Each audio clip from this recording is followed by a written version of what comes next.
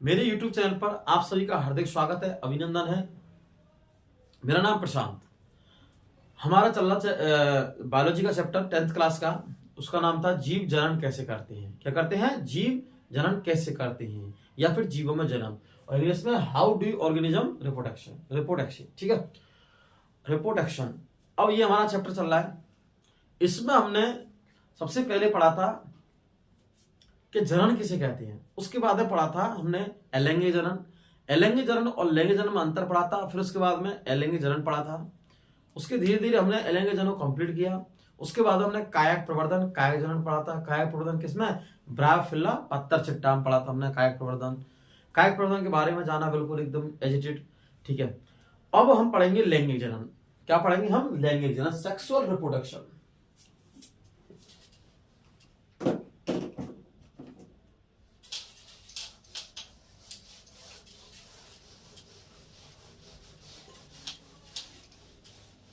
अब हमारा चलेगा सेक्सुअल रिप्रोडक्शन।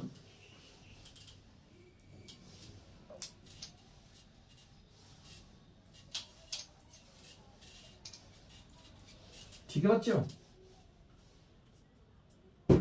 हाँ तो स्टूडेंट, मेरे प्यारे विद्यार्थियों, हमारा चलेगा सेक्सुअल रिप्रोडक्शन, लैंगिक जनन। लैंगिक जनन हम दो प्रकार से पढ़ते हैं, पुष्पीय पादपों में और जंतुओं में लैंगिक जनन।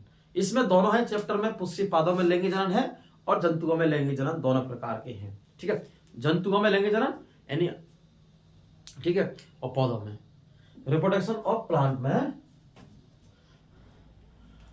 अब लोग आते हैं लैंगिक जनन।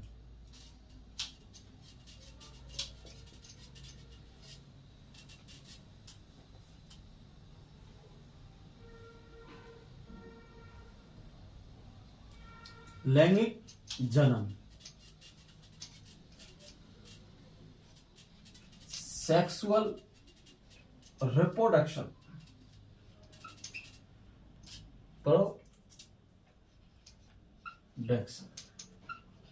सेक्सुअल रिप्रोडक्शन, लैंगिक। सेक्सुअल रिप्रोडक्शन क्या होता है? सेक्सुअल रिप्रोडक्शन होता है एक नर और एक मादा दोनों मिलकर दोनों भाग लेते हैं। क्या लेते हैं? दोनों भाग लेते हैं। एक नर का होता है शुक्राणु और मादा का क्या होता है? अंडाणु। दोनों मिलकर क्या बनाते हैं? युग्मक का निर्माण करते हैं। हाँ, अगर युग्मक संलयन की बात आती है तो फिर होता है निषेचन, लेकिन युग्मक का क्या करते हैं? निर्माण। तो इसमें क्या होगा? लैंगिक जनन में इसमें एक नर और दूसरा मादा दोनों मिलकर निर्माण करते हैं। ठीक है, क्या? लैंगिक जनन में। किसमें? लैंगिक जनन में, सेक्सुअल रिप्रोडक्शन में। क्या है? सेक्सुअल रिप्रोडक्शन में।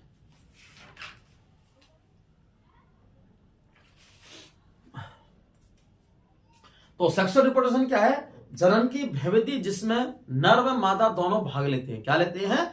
नर व मादा दोनों भाग लेते हैं। जनन की भयविधि किसकी? जनन की, रिप्रोडक्शन की भयविधि जिसमें नर व मादा दोनों क्या लेते हैं? भाग। जैसे जनन में, लैंगिक जनन में क्या होता है? जैसे ना तो अकेला, जैसे देखा जाए तो ना तो अकेला गाय बछड़े को जन्म दे सकती है, ना ही नहीं एक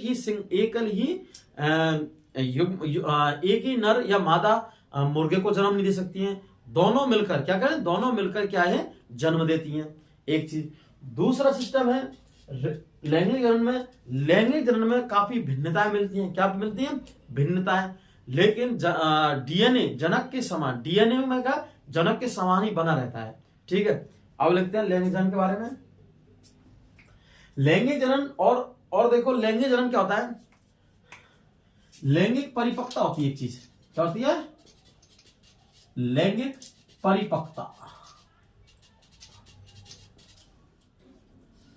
लैंगिक परिपक्वता का मतलब होता है, लैंगिक परिपक्वता का मतलब होता है नर या मादा में लैंगिक भावों क्या होना, क्या निर्माण होना, या फिर उनके अंदर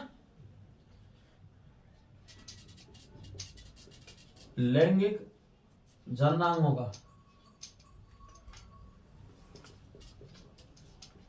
का निर्माण होना। क्या होना? लैंगिक जननांगों क्या होना? निर्माण होना। क्या कहलाती है? लैंगिक परिपक्वता। लैंगिक जननांगों का निर्माण होना। दूसरे, इसी में क्या होता है, एक होते हैं गौण लैंगिक लक्षण। कैसे होते हैं? गौण लैंगिक लक्षण होते हैं। सबसे पहले हमारी क्या है, बाल्यावस्था, शैशवावस्था होती है। कौन सी अवस्था होती है? शैशवावस्था। उसके बाद में होती है हमारी बाल्यावस्था, उसके बाद है किशोर अवस्था।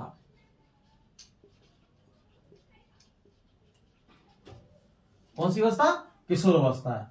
सबसे पहली कौन सी अवस्था है? शैशवावस्था, बाल्यावस्था, किशोर अवस्था। शैशवावस्था, बाल्यावस्था, किशोर अवस्था, तीन अवस्था हमारी है। होने को तो एडल्ट, वयस्क अवस्था, वृद्ध अवस्था होती है, लेकिन हम लैंगिक जनन परिपक्वता या लैंगिक जनन के अकॉर्डिंग पढ़ रहे हैं। किसके? लैंगिक जनन या लैंगिक परिपक्वता के। लैंगिक जनन का, लैंगिक परिपक्वता मतलब क्या होता है? लैंगिक परिपक्वता का मतलब होता है लैंगिक जननांगों का निर्माण होना। क्या होना? लैंगिक जननांगों का निर्माण होना। और गौण लैंगिक लक्षण का मतलब होता है, गौण लैंगिक लक्षण होता है जैसे किशोर अवस्था में गौण लैंगिक लक्षणों के अंदर दाढ़ी मूंछ का आना। क्या ना? दाढ़ी मूंछ का आना।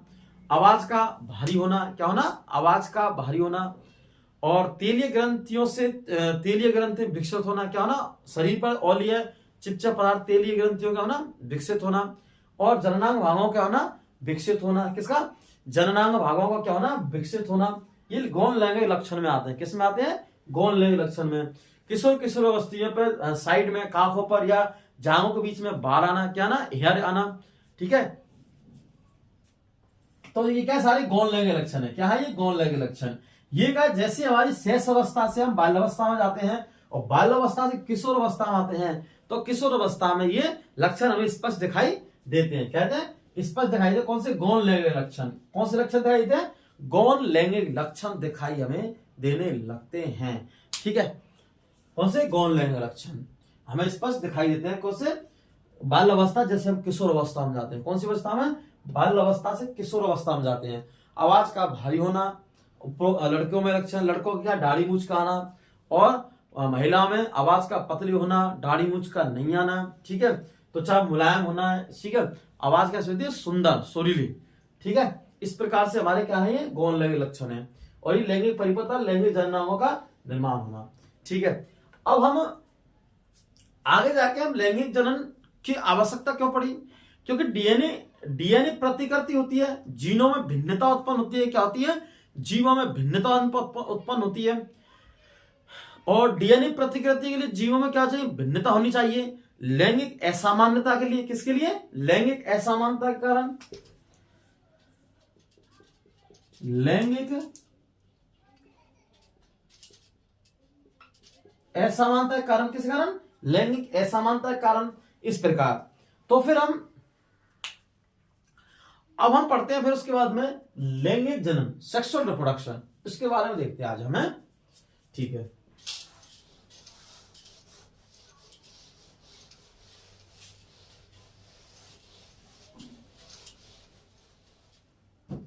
इसकी डेफिनेशन लिखते हैं लैंगिक जनन की। जनन की, किसकी? जनन की वह विधि, मेथड, जनन की वह विधि जिसमें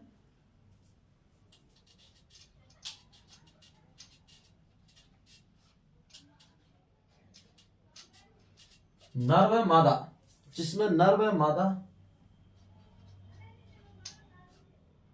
दोनों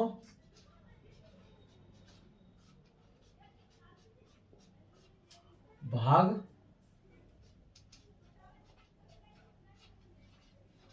लेते हैं। जनन की वह विधि जिसमें नर व मादा दोनों भाग लेते हैं। जनन की वह विधि जिसमें नर व मादा दोनों क्या लेते हैं? भाग लेते हैं। क्या लेते हैं?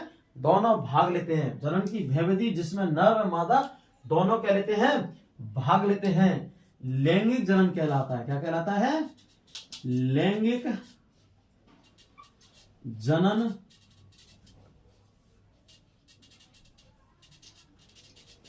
कहलाता है। जनन की वह विधि जिसमें नर व मादा दोनों क्या लेते हैं? भाग लेते हैं, लैंगिक जनन कहलाता है। क्या कहलाता है? लैंगिक जनन कहलाता है। क्या कहलाता है? लैंगिक जनन कहलाता है। या दूसरी परिभाषा, लैंगिक जनन में, किसमें, लैंगिक जनन में नर का शुक्राणु स्पर्म, नर का शुक्राणु व मादा का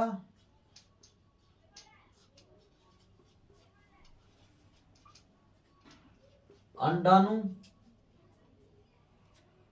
नर का शुक्र, लैंगिक जनन में, लैंगिक जनन में नर का शुक्राणु, कौन सा, नर का शुक्राणु, मादा का अंडाणु, नर का क्या है, शुक्राणु, मादा का अंडाणु, क्या है, लैंगिक जनन में नर का शुक्राणु, मादा का अंडाणु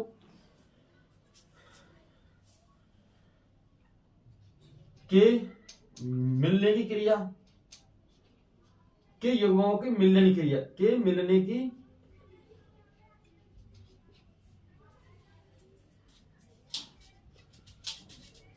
क्रिया को हम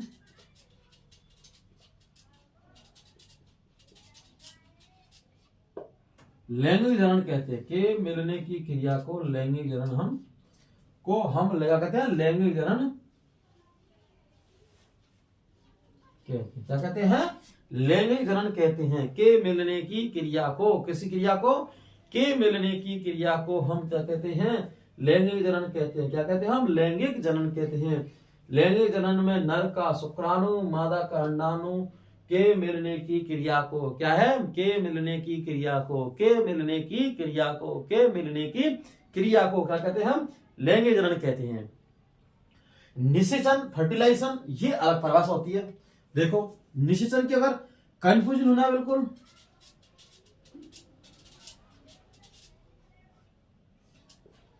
निषेचन, निषेचन एक अलग डेफिनेशन होती है। निषेचन क्या होता है, नर का शुक्राणु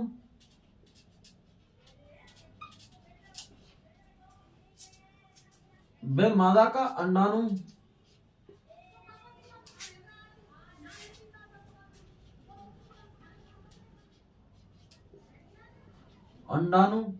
के युग्मकों, नर का शुक्राणु, मादा का अंडाणु के युग्मकों के संलयन को, किसको, संलयन को हम क्या कहते हैं, के संलयन को हम निषेचन कहते हैं। क्या कहते हैं, निषेचन, फर्टिलाइजेशन कहते हैं। क्या कहते हैं, फर्टिलाइजेशन, निषेचन कहते हैं। क्या कहते हैं हम, फर्टिलाइजेशन, निषेचन कहते हैं। नर का शुक्राणु, मादा का अंडाणु के युग्मकों के संलयन को हम क्या कहते हैं, निषेचन। इसमें क्या है, नर का शुक्राणु, मादा का अंडाणु, लेकिन के मिलने की क्रिया को, इसमें क्या है, युग्मकों के मिलने की क्रिया, किसके, युग्मकों की क्रिया के मिलने की। अब युग्मकों क्या होता है, संलयन, क्या होता है, संलयन। युग्मक किसका निर्माण, युग्मकों का संलयन। हमें उसमें क्या कह रहे हैं, लैंगिक जनन में नर का शुक्राणु, मादा के अंडाणु के मिलने की क्रिया क्या कहते हैं हम, अलैंगिक जनन कहते हैं। लेकिन निषेचन, नर का शुक्राणु, मादा के अंडाणु के युग्मकों के, किसके, युग्मकों, जाइगोट के संलयन, दोनों एक दूसरे से मिल जाते हैं, मिलने की क्रिया क्या कहते हैं हम, निषेचन कहते हैं। क्या कहते हैं, निषेचन कहते हैं। अब हम पढ़ेंगे लैंगिक जनन के लाभ। क्या पढ़ेंगे, लैंगिक जनन के प्रॉफिट ऑफ सेक्सुअल रिप्रोडक्शन। लैंगिक जनन के लाभ क्या है, लैंगिक जनन क्या होता है, लैंगिक जनन के बारे में पहले लगाते हैं।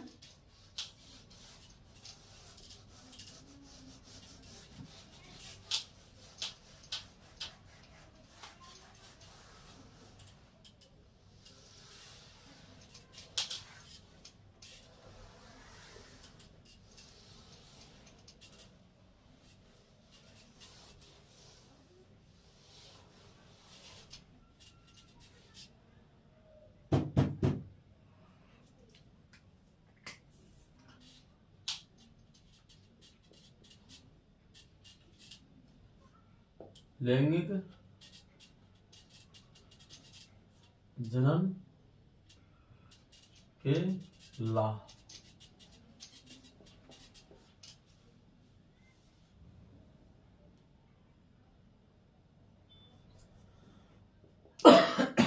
लैंगिक जनन क्या है? ये लाभ है। क्या है ये? लैंगिक जनन के लाभ। अब ऐसा पढ़ेंगे हम। लैंगिक जनन एक उच्च विकसित क्या है? प्रक्रिया है। कैसी है? उच्च विकसित प्रक्रिया है। कौन सी? लैंगिक जनन कैसी प्रक्रिया है? उच्च विकसित प्रक्रिया है। कौन सी प्रक्रिया है? उच्च विकसित प्रक्रिया है। कौन सी? लैंगिक जनन कैसी प्रक्रिया है? उच्च विकसित प्रक्रिया। क्योंकि इसमें अलैंगिक जनन की तुलना में इसके गुण अधिक होते हैं। किसके? अलैंगिक जनन की तुलना में लैंगिक जनन के। ठीक है, तो हम पहला पॉइंट लिखते इसमें क्या होते हैं? फर्स्ट पॉइंट लिखते इसमें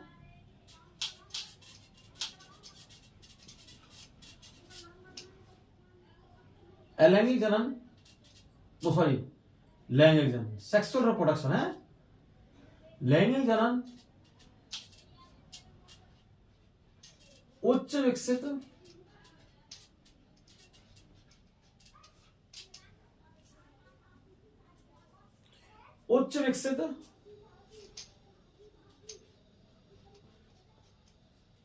प्रक्रिया है।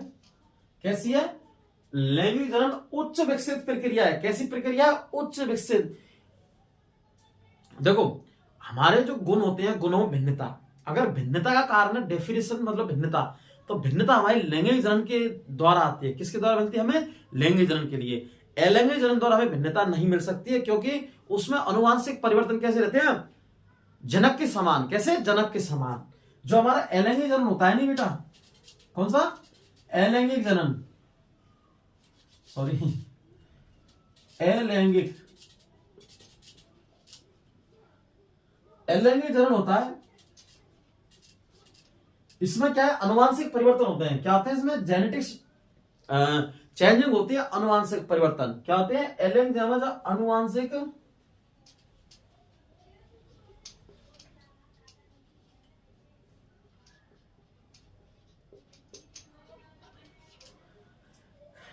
अलैंगिक जनन में अनुवांशिक क्या होते हैं? परिवर्तन होते हैं। अलैंगिक जनन में अनुवांशिक क्या होते हैं? परिवर्तन होते हैं। कौन से? अनुवांशिक परिवर्तन। लेकिन ये कैसे होते हैं? जनक के समान। किसके? जनक के समान। अनुवांशिक परिवर्तन तो अलैंगिक जनन में होते हैं, लेकिन किसके? जनक के समान, अपने पैतृक, अपने पिता, ठीक है, जनक के समान होते हैं। क्या होते हैं? जनक के समान होते हैं। और यही कारण है इसमें अनुवांशिक परिवर्तन जनक के समान होते हैं, इसलिए इसमें क्या नहीं आती है? भिन्नता गुण नहीं पाया जाता है। क्या नहीं मिलती इनमें? इसलिए इनमें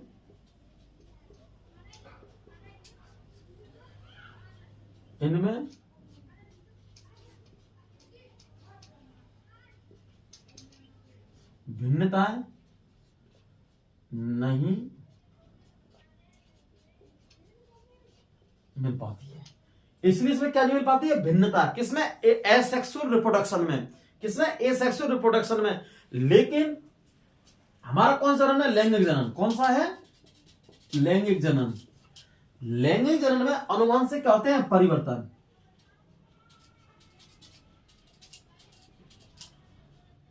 अनुवांशिक क्या होते हैं? परिवर्तन, चेंजिंग।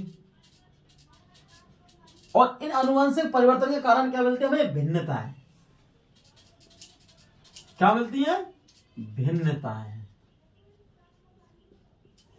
क्या मिलती है? भिन्नताएं। जैसे कभी कभी कहते हैं कि भिन्नता एक पीढ़ी दर पीढ़ी दर चलती रहती है। हाँ, चलती रहती है पीढ़ी दर पीढ़ी दर, लेकिन ये जरूरी नहीं है। जैसे कई बोलते हैं किसी का पिता डॉक्टर है, क्या है? डॉक्टर, तो इसका बेटा भी डॉक्टर बनेगा, ये कोई जरूरी नहीं है। क्योंकि भिन्नताएं वातावरण पर भी डिपेंड करती है। किस पर करती है? वातावरण पर डिपेंड करती है। किस पर? वातावरण पर। डीएनए पर तो निर्भर, गुणसूत्र पर तो निर्भर करती है, लेकिन वातावरण पर भी निर्भर करती है। ठीक है, तो ये क्या है? भिन्नता है। अनुवांशिक परिवर्तन होते रहते हैं। ठीक है, ये भिन्नता हो गई। क्लियर ये चीज है? क्योंकि अलैंगिक जनन कैसे? अनुवांशिक परिवर्तन होते हैं, जनक के समान होते हैं। क्या होते हैं? अनुवांशिक परिवर्तन तो क्या होते हैं? अपने जनक के समान होते हैं, इसलिए इनमें भिन्नता नहीं मिल पाती है। क्या नहीं मिल पाती है? भिन्नता नहीं मिल पाती है। लेकिन लैंगिक जनन में अनुवांशिक परिवर्तन होते रहते हैं और इनमें भिन्नता पाई जाती है। क्या पाई जाती है? भिन्नताएं। ठीक है, तो ये हो गया हमारा। अब हम क्या लिख रहे थे? पहला पॉइंट, अलैंगिक जनन एक उच्च विकसित प्रक्रिया है। क्या है? अलैंगिक जनन एक उच्च विकसित प्रक्रिया है। कैसी है? उच्च विकसित प्रक्रिया है,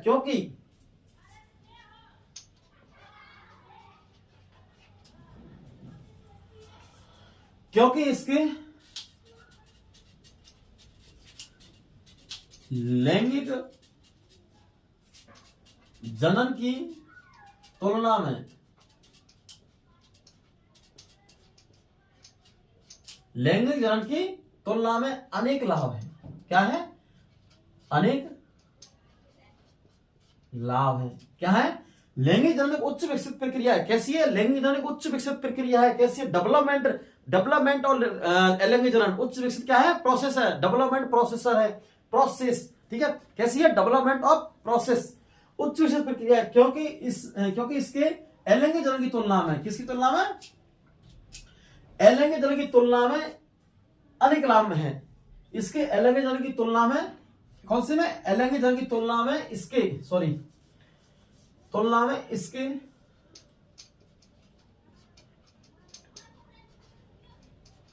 अनेक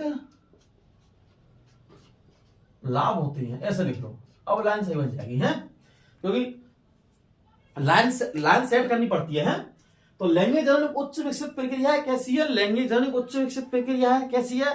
डेवलपमेंट प्रोसेस है इसके, क्योंकि इसके अलैंगिक जनन की तुलना में इसके अनेक लाभ हैं। क्या है? इसके अनेक लाभ हैं। अनेक लाभ का कारण इसके अंदर भिन्नता मिलती है। क्या मिलती है? भिन्नता मिलती है, एक चीज। दूसरा, इसमें नए गुणों के संयोजन के या मिलने के अवसर मिलते हैं। क्या मिलते हैं? नए गुणों के अवसर मिलते हैं, एक चीज। ठीक है, ये हो गया। तो क्या है? सेकंड। अब इसमें लिखते हैं सेकंड पॉइंट। तो लैंगिक जनन कैसी है? उच्च विकसित प्रक्रिया है?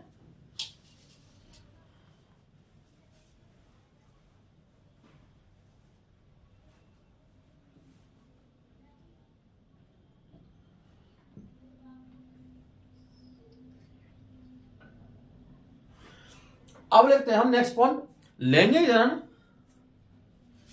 सेकंड पॉइंट है लैंगिक जनन।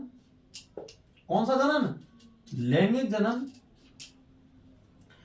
लैंगिक जनन संततियों में गुणों को, किसमें? संततियों में गुणों को बढ़ावा देता है। लैंगिक जनन संततियों में गुणों को बढ़ावा देता है। कहता है गुणों को बढ़ावा देता है। जैसे कभी कभी लैंगिक जनन संततियों में गुणों को बढ़ावा देता है। जैसे कभी कभी क्या होता है, किसी का पिता क्या एक मजदूर है। क्या है? मजदूर है, लेकिन उसका बेटा अपने गुणों में परिवर्तन करके, क्या अपने वातावरण में, जेनेटिक्स में गुणों में परिवर्तन, गुणसूत्र में परिवर्तन, जैसे अगर देखा जाए लैंगिक जनन संततियों में गुणों को कहता है बढ़ावा। लेकिन अगर इसको समझा जाए दूसरी भाषा में, तो कैसे? किसी का क्या है? पिता क्या है? मजदूर है, उसका बेटा अपने आप में गुणों में चेंजिंग करके और इंजीनियर, डॉक्टर या फिर कोई आईएएस आईपीएस ऑफिसर बन सकता है। तो लैंगिक जनन में संततियों में गुणों में क्या मिलती है? गुणों को बढ़ावा देता है। क्यों? देखो पूरा लगा लो, क्योंकि क्या है? क्योंकि लैंगिक जनन संततियों में गुणों को बढ़ावा देता है, क्योंकि इसमें दो भिन्न क्या होते हैं? जनक तथा लैंगिक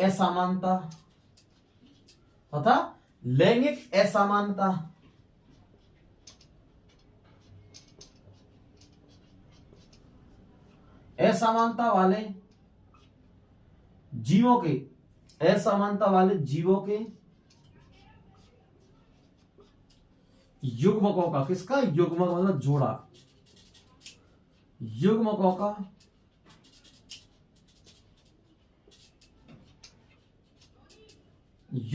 क्या होता है? संलयन होता है। युग्मकों का संलयन होता है। क्या होता है? युग्मकों का होता है संलयन होता है। लैंगिक जनन संतति में गुणों को बढ़ावा देता है। कहता है गुणों को बढ़ावा देता है क्योंकि इसमें दो भिन्न जनक क्या है? इसमें तो कोई दो भिन्न जनक क्या है? इसमें कोई दो भिन्न जनक क्या है? दो कोई भिन्न जनक लैंगिक असमानता वाले जीवों के दो भिन्न जनक, दो भिन्न का जनक मतलब एक नर और एक मादा, दो भिन्न जनक हुए नहीं। अलैंगिक जन्म में क्या होता है, या तो नर वाले भाग से या फिर मादा वाले भाग से क्या होता है, नए जीव का निर्माण होता है। क्या होता है, नए जीव का निर्माण, या तो नर वाले भाग से या मादा वाले भाग से। जैसे हमने पढ़ा बीजाणु समासन, क्या पढ़ा था, बीजाणु समासन। बीजाणु समासन में राइजोपस ब्रेड मोल्ट पढ़ी थी, क्या पढ़ी थी, ब्रेड मोल्ट, जो उसको राइजोपस बोलते हैं। राइजोपस में क्या होगा, बीजाणु धानी से, किससे, बीजाणु धानी। राइजोपस में क्या, बीजाणु धानी है। अब बीजाणु धानी क्या है, बीजाणु धानी क्या बनता है, बीजाणु निर्माण होता है, किसका, बीजाणु का निर्माण, किसका, बीजाणु का निर्माण होता है।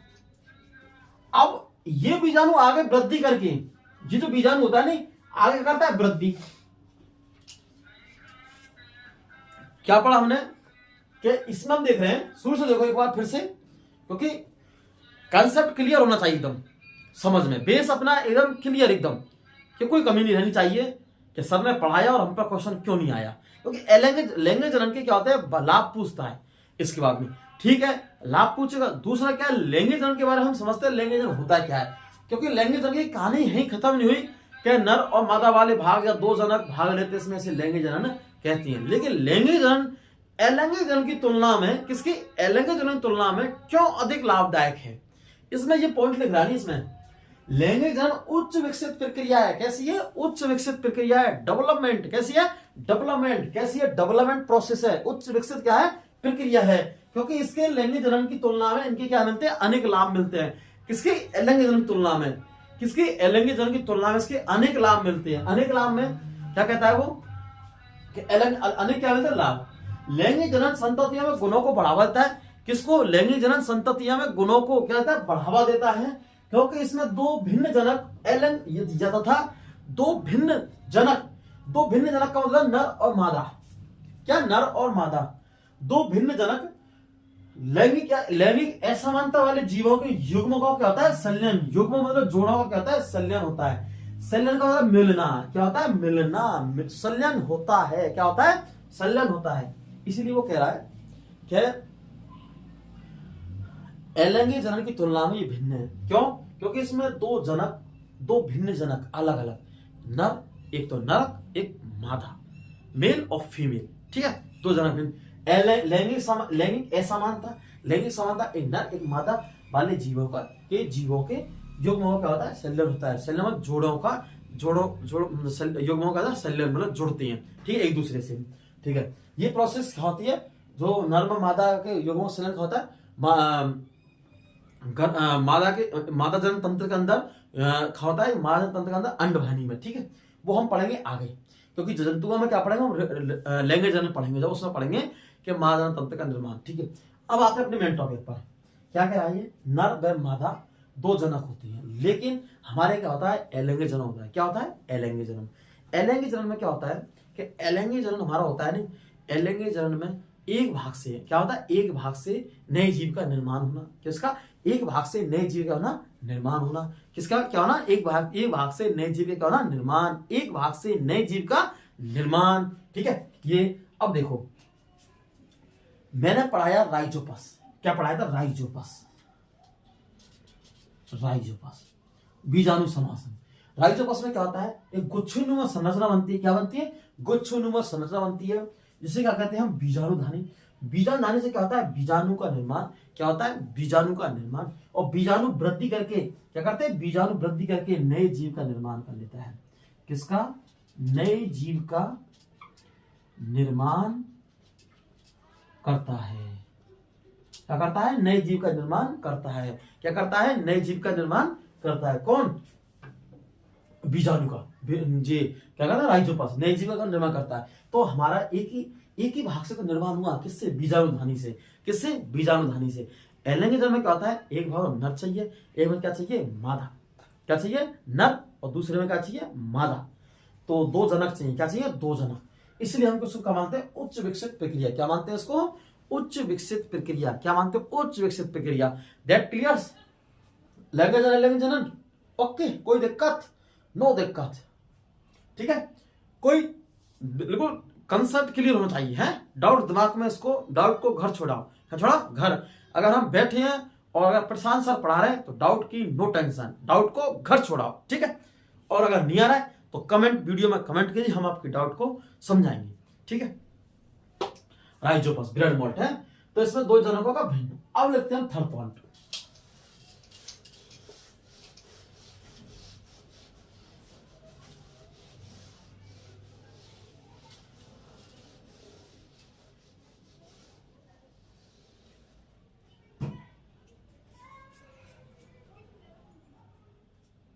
हाँ, अब लिखते हैं थर्ड पॉइंट।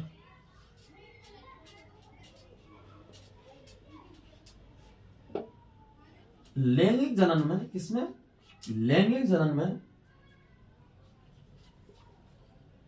लैंगिक जनन में, लैंगिक जनन में गुणों को, गुणों, लैंगिक जनन में वर्णों के संयोजन के, वर्ण मतलब है जोड़ा बेटा, क्या है, जोड़े हैं वर्णों के, वर्णों के संयोजन, लैंगिक जनन में वर्णों के संयोजन की नए अवसर मिलते हैं। क्या मिलते हैं, नए अवसर मिलते हैं, संयोजन के नए अवसर मिलते हैं। क्या मिलते हैं, संयोजन के नए अवसर मिलते हैं। क्या मिलते हैं, लैंगिक जनन में वर्णों के संयोजन के नए अवसर मिलते हैं। जनन में, किसमें, लैंगिक जनन में वर्णों के संयोजन के नए अवसर मिलते हैं। क्या मिलते हैं, संयोजन के नए अवसर मिलते हैं। क्या मिलते हैं, नए अवसर मिलते हैं। क्या मिलते हैं, नए अवसर, नए अवसर मिलते हैं। नए अवसर कैसे मिलेंगे, अब देखो नए अवसर कैसे मिलेंगे। जैसे देखो, हमारा भारत देश है और भारत देश 4 भागों में विभाजित हो रखा है दिशा के आधार पर। किसके आधार पर, दिशाओं के आधार पर है। एक उत्तर, एक दक्षिण, एक पूर्व, पश्चिम, 4। अब होता क्या है कि जैसे अलग अलग जगह पर अलग अलग जलवायु परिवर्तन है, क्लाइमेट से। जैसे अगर हम जम्मू कश्मीर पर जाते हैं, कहाँ जाते हैं, जम्मू कश्मीर में, तो जम्मू कश्मीर में बहुत कड़ाके की ठंड लग रही है, दांत कटक जाते हैं ऐसे। उसके बाद में हम राजस्थान में आते हैं। जैसे अगर हम राजस्थान की बात, किसकी, राजस्थान की बात करें या फिर पश्चिमी भाग की, किसी बात करें, पश्चिमी भाग की, तो पश्चिमी भाग में क्या होता है, कभी सर्दी, कभी गर्मी, कभी बरसात, मौसम चेंजिंग मिलते हैं। ज्यादातर क्लाइमेट्स पश्चिम भाग में मिलता है। फिर हम नीचे की तरफ दक्षिण वाले भाग में जाते हैं। किस में जाते हैं, दक्षिण वाले भाग में, तो यह समुद्री तटीय पूरा इलाका है। कैसा है, दक्षिणी समुद्री पूरा तटीय इलाका है। अब क्या हुआ, समुद्री तटीय इलाका है तो वहां पर क्या है, नमी की मात्रा अधिक रहती है। अब देखो, तो जितना वातावरण चेंज होगा हमारा, उसके अकॉर्डिंग हमारा खान पीन, वेशभूषा, क्या है, वेशभूषा, सारे हर जगह बदलाव रहती रहती है। जैसे हमारे केरल के अंदर, केरल तमिलनाडु के अंदर अलग वेशभूषा, अलग खान पीन है। राजस्थान के अंदर अलग खान पीन है। हम जम्मू कश्मीर जाते हैं तो है ड्राई फ्रूट, काजू, केसर, पिस्ता है, अंजीर, एसटीओ सेवन करते हैं। हम राजस्थान में आते हैं तो दाल रोटी, बाजरे की रोटी, गेहूं की रोटी, मक्के की रोटी, इस प्रकार सेवन करते हैं। लेकिन हम जैसे जाते हैं साउथ में तो हमें चावल, दाल वगैरह या फिर चावल और मछली वगैरह इनका सेवन करते हैं। अब क्या होता है कि प्रत्येक जगह पर रहने वाले मनुष्य में या फिर जीवों में अलग अलग भिन्नता रहती है। अब अगर क्या होता है, लैंगिक जनन में क्या होता है, अगर केरल वाले व्यक्ति की शादी अगर जम्मू कश्मीर वाले से शादी होती है तो दोनों के गुण अलग अलग हैं। फिर दोनों गुणों में क्या हुआ, वर्णों में संयोजन हुआ। क्या हुआ, संयोजन हुआ, तो वर्णों में संयोजन के नए नए अवसर मिलते हैं। ये है, तो वर्णों के संयोजन क्या मिलते हैं, नए नए अवसर मिलते हैं। और जैसी वर्णों का संयोजन होगा तो उनके अंदर भिन्नताएं पाई जाएंगी। क्या पाई जाएंगी, भिन्नता। तो उनसे जो बच्चा उत्पन्न होगा उसके अंदर काफी भिन्नताएं पाई जाएंगी। वो जम्मू कश्मीर की तरह बिहेवियर कर सकता है, करेगा, और तमिलनाडु की तरह मतलब व्यवहार करेगा। कैसे करेगा, सेंसर हुआ से कैसे होगा, तमिलनाडु की तरफ हो जाएगा। तो उसमें भिन्नता, दोनों गुणों का क्या हुआ, नए संयोजन क्या मिले, अवसर। तो लैंगिक जनन में वर्णों के संयोजन के नए अवसर मिलते हैं, मिलने के संयोजन के नए क्या मिलते हैं, अवसर मिलते हैं। ठीक है, इस प्रकार से। ठीक है, क्या मिलते हैं, नए अवसर मिलते हैं। फोर्थ पॉइंट इसमें लिखते हैं हम, ठीक है। लैंगिक जनन में नई जाति की उत्पत्ति करने में महत्वपूर्ण भूमिका रहती है। क्या रहती है? लैंगिक जनन में। फोर्थ पॉइंट लिखते हैं इसमें,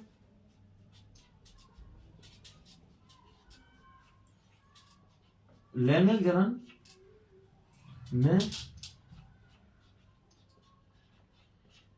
नई जातियों की उत्पत्ति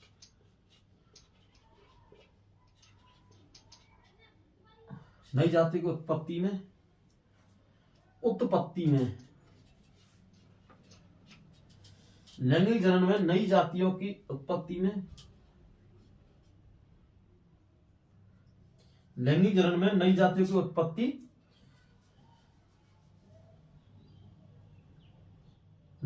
उत्पत्ति मिलती है। ऐसे लिख लो, समझ लिया? नई जातियों को उत्पत्ति मिलती है। क्या मिलती है? नई जाति को उत्पत्ति मिलती है। ठीक है, क्या मिलती है? नई जाति को उत्पत्ति मिलती है।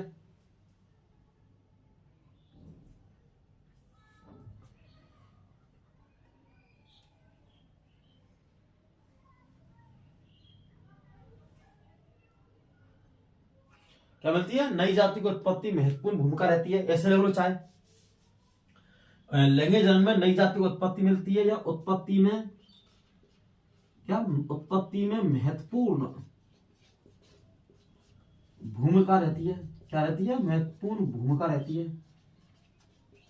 ठीक है, जो गया लैंगिक जनन में नई जातियों की उत्पत्ति में महत्वपूर्ण भूमिका रहती है। क्या रहती है? भूमिका रहती है। तो हमारे 4 पॉइंट हो गए। अब नेक्स्ट पॉइंट लेते हैं। मैं इसको रफ कर रहा हूं, एक एक पॉइंट आप समझ गए कि नई जातियों की उत्पत्ति में क्या रहती है? महत्वपूर्ण भूमिका। नई जाति का मैंने बताया नहीं, नए वर्णों के संयोजन के नए क्या मिलते हैं? अवसर। जब अवसर मिलेंगे एक दूसरे में तो उत्पत्ति में महत्वपूर्ण भूमिका निभाती है। क्या निभाती है? उत्पत्ति में जहां बच्चे का जन्म होगा वहां क्या उत्पत्ति हुई, तो उत्पत्ति में नई जाति होगी, नई जाति उत्पन्न हुई। जैसे कभी कभी क्या होता है, वहां का कोई पक्षी जंतु हमारा राजस्थान में आ जाए, खाका जम्मू कश्मीर का, यहाँ आके इस वातावरण ढल जाए, उसके बाद में उसको नए संयोजन क्या मिलेंगे? वर्णों के अवसर मिलेंगे, उसके बाद में उसमें भिन्नता उत्पन्न होंगी। ठीक है, तो क्या होगा? नई जाति लैंगिक जनन में नई जातियों की उत्पत्ति महत्वपूर्ण भूमिका रहती है। जैसे और चीज देखो, जैसे हम गाय पर लेते हैं, इसको किस पे लेते हैं? गाय में, क्योंकि जंतु में क्या पाया जाता है? लैंगिक जनन, सेक्सुअल रिप्रोडक्शन। अब हम गाय में लेते हैं। गाय में क्या है? एक तो रहती है गाय और एक रहता है बैल, जिसको क्या बोलते हैं देसी भाषा में? नट्टा है, बैल। अब इनमें क्या है? दोनों में क्रॉस कराएंगे। क्या कराएंगे? क्रॉस कराएंगे। गुणों में नई जाति की उत्पत्ति। ठीक है, अब क्या है? इनमें क्या कराएंगे? क्रॉस। तो जो बैल के रंग है त्वचा का, वो कैसा है? व्हाइट है। और गाय का कैसा है? थोड़ा रेड। अगर हम बच्चे का जन्म लेंगे तो नया जो बच्चे का जन्म होगा उसमें थोड़े थोड़े व्हाइट भी आएंगे, थोड़े थोड़े रेड भी उसकी स्किन आएगी। कैसा ही स्किन आएगी। तो नई जाति की उत्पत्ति। अब देखते हैं नई जाति क्या उत्पत्ति। ठीक है, ये हो गया। अब इसको मैं रब कर रहा हूं, फिर आगे और पॉइंट बताएंगे आपके लिए।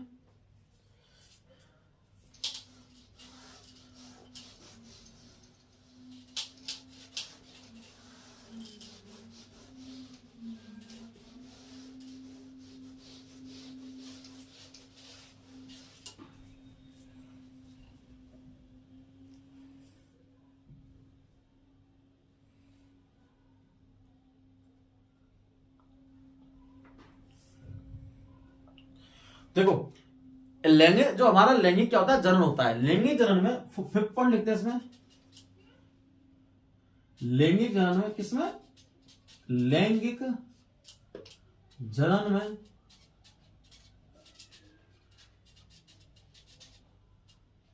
काफी भिन्नताएं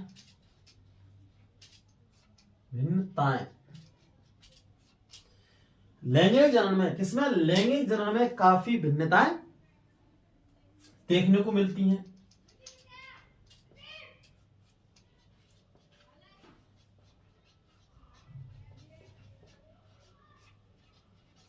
लैंगिक जनन में काफी भिन्नताएं देखने को मिलती है। क्या मिलती है? लैंगिक जनन में काफी भिन्नताएं देखने को मिलती हैं। क्या मिलती है? लैंगिक जनन में देखने को काफी भिन्नताएं मिलती है। कैसे मिलती है? लैंगिक जनन में देखने को काफी भिन्नता मिलती है। जैसे देखो, एक पुरुष है,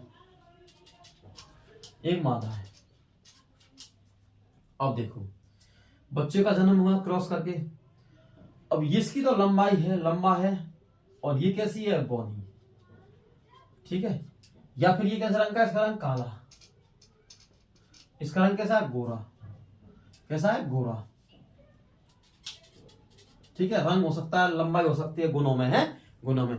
अब बच्चे का जन्म हुआ, क्या हुआ बच्चे का जन्म, तो कभी कभी तो बच्चे ज्यादा है, तो बच्चा ना तो काला,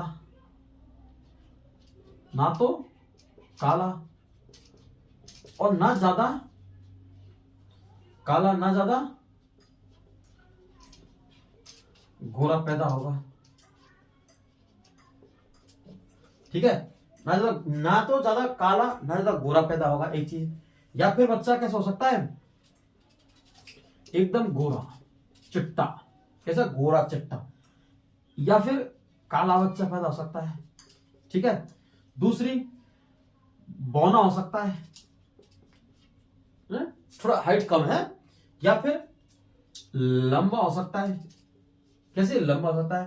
तो मैंने क्या कहा, लंबा, बौना, बौनी हुई, मतलब हाँ ठीक है, बौनी होती है, हाँ, क्योंकि लेडीज है तो बौनी। पुरुष मादा है, ना तो काला ना ज्यादा गोरा, ऐसा बच्चा पैदा हो सकता है। बच्चा गोरा पैदा हो सकता है, कैसा होता है, बच्चा गोरा पैदा हो सकता है। बच्चा काला पैदा हो सकता है, कैसा होता है, काला, ब्लैक। और बच्चा भौना पैदा हो सकता है, कैसा होता है, भौना। बच्चा लंबा पैदा हो सकता है। तो लैंगिक जन्म में काफी भिन्नताएं देखने को मिलती है, क्या मिलती है, भिन्नताएं। तो ये सारी क्या है, भिन्नता है, क्या है, ये भिन्नता देखने को मिलती है, क्या मिलती है, भिन्नताएं देखने को मिलती है। किसमें, लैंगिक जन्म में काफी भिन्नताएं देखने को मिलती है, क्या मिलती है, लैंगिक जन्म में देखने को काफी भिन्नताएं मिलती हैं, ठीक है। ये हमारा दैट्स क्लियर हो गया, क्लियर, कोई दिक्कत, नो। नेक्स्ट पॉइंट देखते हैं हम, रब करता हूं इसको मैं।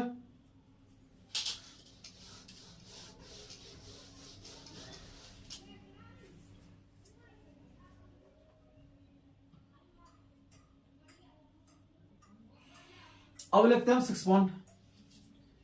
लैंगिक जनन से,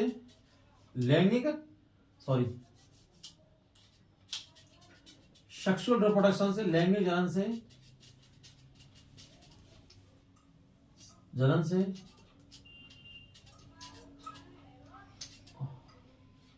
लैंगिक जनन से उत्पन्न संतान,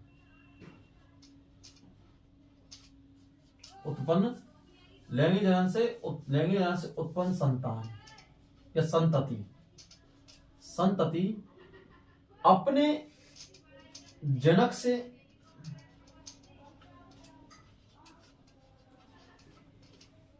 जनक से कैसी होती है, भिन्न होती है, कैसी होती है, भिन्न। जैसे मैंने अभी बताया नहीं, ना तो काला ना गोला, ऐसा हो गया, ना बौना ना बीच का सा। तो अपने जनक से क्या हो सकती है, भिन्न। लेकिन डीएनए स्तर से, लेकिन डीएनए